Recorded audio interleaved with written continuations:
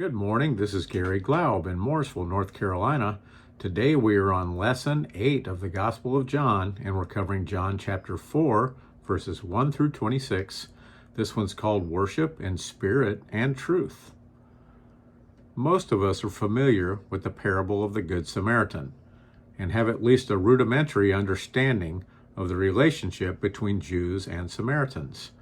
In the parable of the Good Samaritan, we get to see how a godly Samaritan treated a Jew.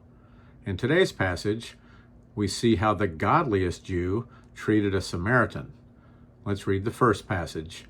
John chapter 4, verses 1 through 12 says this: Therefore, when the Lord knew that the Pharisees had heard that Jesus made and baptized more disciples than John, though Jesus himself did not baptize, but his disciples, he left Judea and departed again to Galilee.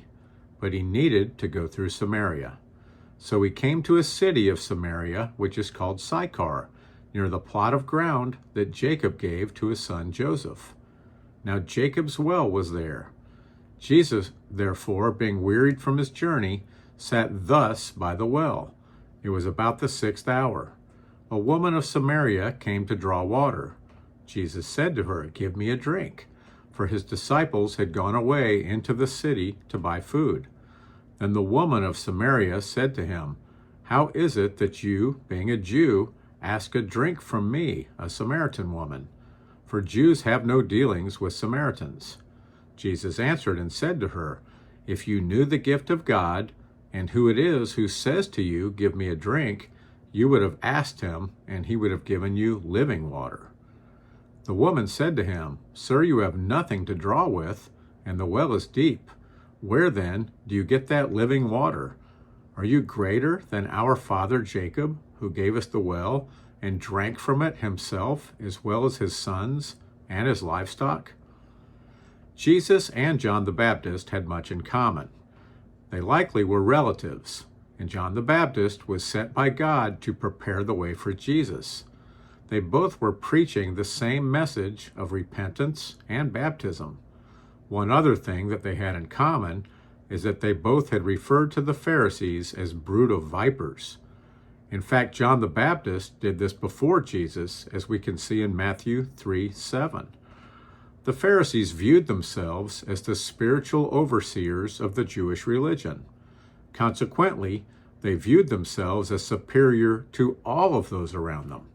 They certainly felt superior to John the Baptist, who drew lots of their attention during the time of his ministry. The Pharisees kept a keen eye on the ministry of John the Baptist, and much of that had to do with John the Baptist's spiritual assessment of them. The spiritual assessment by Jesus of the Pharisees was identical, even down to the descriptive phrase, brood of vipers. The hatred from the Pharisees for both Jesus and John was a bit of a self-defense mechanism based on their condemnation of the Pharisees' behavior. As discussed in our previous lesson, a bit of rivalry existed between the ministries of John and the ministry of Jesus, but not between John and Jesus. We learned that the disciples of John the Baptist had issues because more people were following Jesus than John the Baptist. Of course, John the Baptist did not have that issue, nor did he allow an issue to persist with his disciples, telling them to follow Jesus as he was the Son of God. As our passage begins today, the Pharisees have been informed that more people were being baptized in the ministry of Jesus than were being baptized in the ministry of John the Baptist. Of course, John had baptized Jesus in the Jordan River, and not long after, Jesus spent some time preaching in the same area where John had been baptizing. The Apostle John makes sure that we know that it was not Jesus doing the baptizing, but instead his disciples. This must have been an assignment by Jesus, and we can imagine that after the resurrection of Jesus, if some had been baptized by Jesus, they would likely surmise that their baptism had been better than any other baptism. If Jesus had assigned this task to all 12 of his disciples, One of those would have been Judas Iscariot. Not many would have bragged that they were baptized by Judas. But what we should glean from this is that when it comes to baptism, it is not about who performs the baptism. It is an act of obedience and also is a public confession before men. More importantly, it should be a personal decision by a person old enough to know exactly what they are doing, not an infant. I spent some time helping a friend who was a pastor at a Church of Christ, and he was trying to teach his congregation about grace. Before that time, I was not really familiar with the Church of Christ or their beliefs. Some of those struck me as really odd. Salvation to them was works-based, which was why this pastor was trying to show them what the Bible said about grace. They did not believe in the Old Testament unless Jesus specifically quoted that verse. They did not believe in the usage of musical instruments when singing in church, as the voice was the instrument of God, while the musical instruments were man-made. Also, they believed that only those baptized by a Church of Christ pastor would go to heaven. As the Church of Christ began in the 1800s, I guess that would mean everyone born between the ascension of Jesus and the 1800s was destined for hell. One of the members of this church asked me where I was baptized. I read his mind before giving my response. I think what you really are asking is whether or not I was baptized by a Church of Christ pastor. I was baptized in the Jordan River where Jesus was baptized. How about you? He smiled and walked away without any response. Protestantism has positively affected the church in many ways, but it always has interested me how easily the different denominations can separate themselves by doctrines that are not apparent in the Bible. As this passage continues, we learn that Jesus decided to go back to Galilee. There were 3 routes. One of those was to journey to the coast, to the Mediterranean Sea, venture north, and then head east. A second involved crossing the Jordan River around Jericho, going through Perea, what we would call the country of Jordan today, then into Decapolis, before crossing the Jordan River back into Galilee. Finally, a third way to make that journey involved a direct trip north through Samaria, shortest distance between 2 points. This was not the way most Jews would go, based on how they felt about Samaritans. Remember, the Samaritans were not true believers according to the Jews, but were looked at as half-breeds and idol worshippers. After the reign of King Solomon, the nation of Israel split into 2 kingdoms. 10 of the tribes occupied the north, and they were called Israel. 2 of the tribes occupied the south, and they were called Judah. When the Assyrians conquered the northern part of the nation, around 722 BC, the Assyrians took the 10 tribes into captivity. There were people remaining who occupied that land in the absence of the 10 tribes. Those people commingled the Jewish belief system with the worship of foreign gods and idols, and they became the Samaritans. In fact, their capital city was called Samaria, and that city name became synonymous with the region.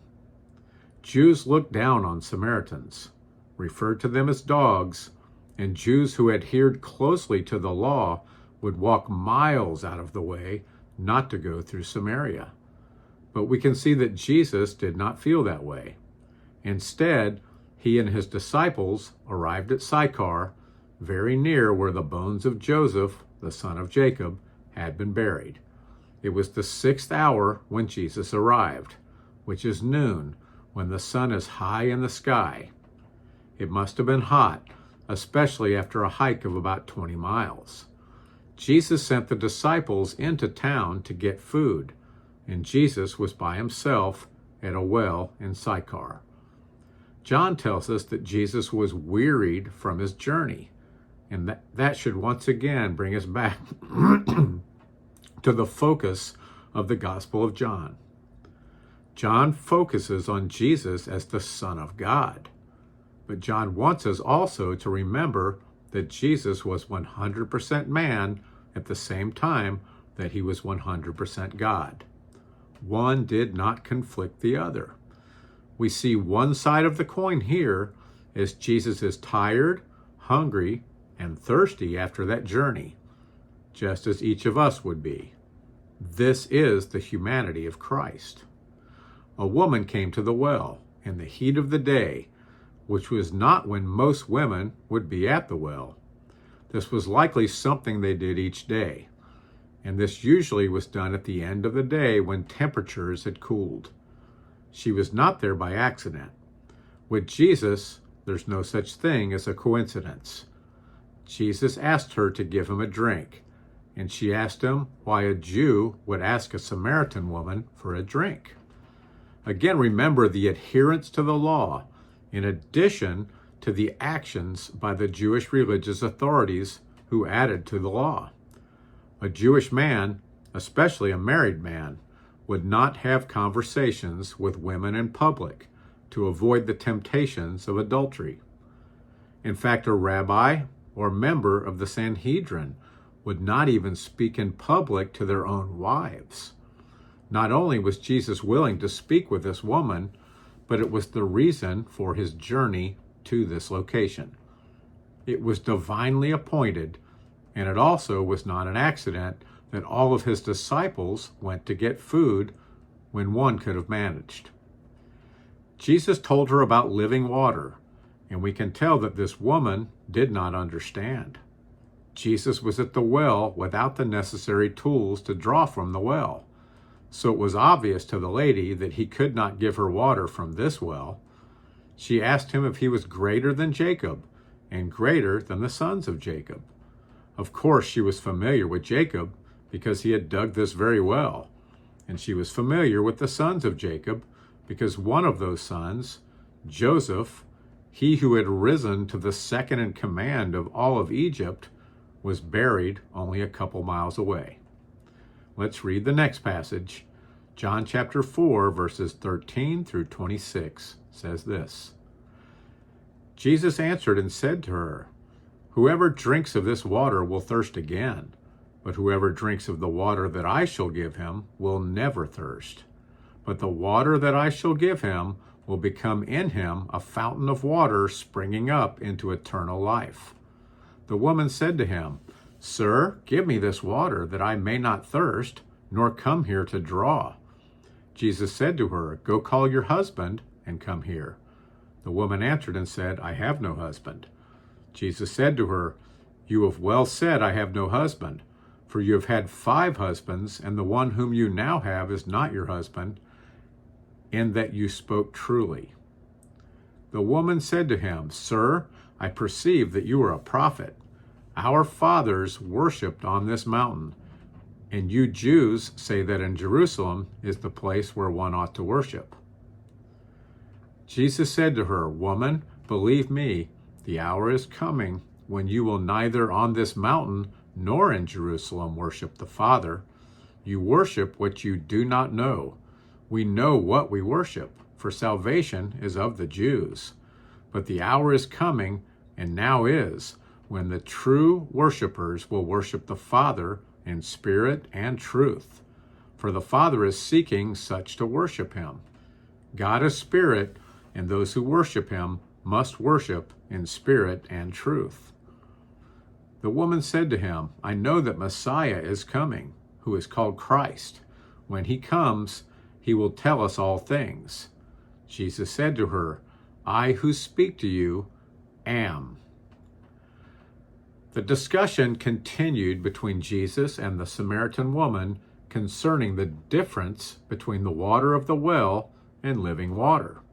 Again, women came to the well daily as water was necessary for survival, and fresh water was not prevalent in the area. She asked Jesus for living water so that she would not ever thirst again and would no longer need to come to the well. Jesus told her to bring her husband there, and that comment intentionally took the conversation in a different direction. She told Jesus that she had no husband, and Jesus responded, demonstrating to her that he knew everything already without her speaking a word. You have well said, I have no husband, for you have had 5 husbands, and the one whom you now have is not your husband, in that you spoke truly. Samaritans were familiar with the laws of Moses, and if this woman had been married 5 times and was presently living with a 6th man, we can surmise that she had been promiscuous during her marriages and was a sexually immoral woman way before her current relationship. In fact, that would explain why she was avoiding the other women by getting her water in the middle of the day instead of at the end of the day with the other women.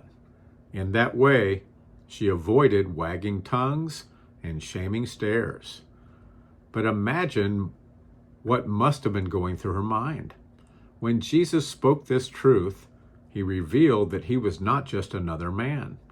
Once again, after seeing that Jesus was 100% man, immediately we also see that he was 100% God, displaying his omniscience.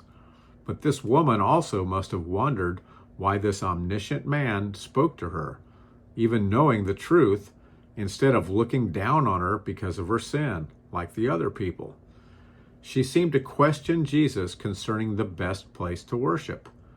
The Samaritans worshipped on Mount Gerizim, while the Jews worshipped in Jerusalem at the temple. In the Old Testament, Mount Gerizim was the mountain where the Israelites were supposed to proclaim blessings, while Mount Abel was where they were supposed to proclaim curses. Of course, they were at the base of Mount Gerizim at this moment, and shortly it would be time to proclaim a blessing. Jesus told her that there would be a time when these locations would no longer matter, and people would worship the Father in spirit and in truth. At the moment when Jesus died on the cross, the temple veil split from top to bottom. Most of us as believers are familiar with at least part of the significance of this event. The separation that existed between God and man was removed. The temple veil separated the Holy of Holies from the holy place, which were chambers within the tabernacle. And the Holy of Holies was the Ark of the Covenant and the mercy seat. And once a year, on Yom Kippur, the high priest could enter the Holy of Holies, but no one else and at no other time. When the temple veil split, it gave believers access to God, anytime, any place, because Jesus had become the mediator between man and God. But the split of the temple veil also demonstrated that the Old Testament system of worship was gone. This was more apparent in 70 AD when the temple was destroyed. No more need for temples, no more need for priests, no more need for rites and rituals. The symbols of worship would pass away, and instead, God desired heart worship. We are the temples of the Holy Spirit, and each of us, as a believer, is a priest. Paul wrote this in 1 Peter 2:5. You also, as living stones, are being built up a spiritual house, a holy priesthood, to offer up spiritual sacrifices acceptable to God through Jesus Christ. As this passage ends today, we see something occur that is simply amazing. This immoral woman told Jesus of her awareness of the coming Messiah, the Christ, and Jesus replied, I who speak to you am he. Of course, the word he in this passage is italicized, and for those who do not understand why, this is vastly important to notice when reading the Bible. When an interpreter adds an italicized word, it is because they are adding that word to try to have the verse make better sense in our language. But that word is not there in the original language. For example, in John 18, verses 4 through 6, in the Garden of Gethsemane, when the guards asked Jesus, Who is Jesus of Nazareth? The verse tells us in English that Jesus responded by saying, I am he. Of course, he is italicized, and Jesus did not really say, I am he. Instead, Jesus said, I am. Yes, this is the name of God given to Moses at the burning bush. Jesus said the same thing here to the Samaritan woman, me in Greek. Think of the number of people Jesus had been in contact with in 30 years, 30 plus years. Those included family members, countless Jewish religious authorities, including Nicodemus, a Pharisee from the Sanhedrin, and a multitude of people. But this was the first time we saw Jesus tell anyone that he was the Messiah. Isn't it interesting that Jesus chose to do that with a Samaritan woman, an immoral woman, a sinner, and not a Jew? If Jesus ever wanted to get away from the Pharisees, all he had to do was to come to Samaria, as the Pharisees wouldn't set foot in that land near a Samaritan. They certainly would not have sent people to purchase food from the Samaritans. Jesus demonstrated something quite different here. He was God incarnate and wanted everyone to have the invitation to worship him, regardless of nationality, gender, religion, or morality. Jesus meets us where we are and changes us, rather than requiring us to become like him before we approach him. When we worship him in spirit and in truth, we are filled with his Spirit, who leads us to understand his truth, to follow his truth, and to love his truth. Jesus prayed this before going to the cross. In John 17:17, sanctify them by your truth. Your word is truth. That is the heart of worship. And that personal interaction with Jesus changed that Samaritan woman, just as Jesus changed each of us as believers. This is Garry Glaub in Mooresville, North Carolina. Have a blessed day.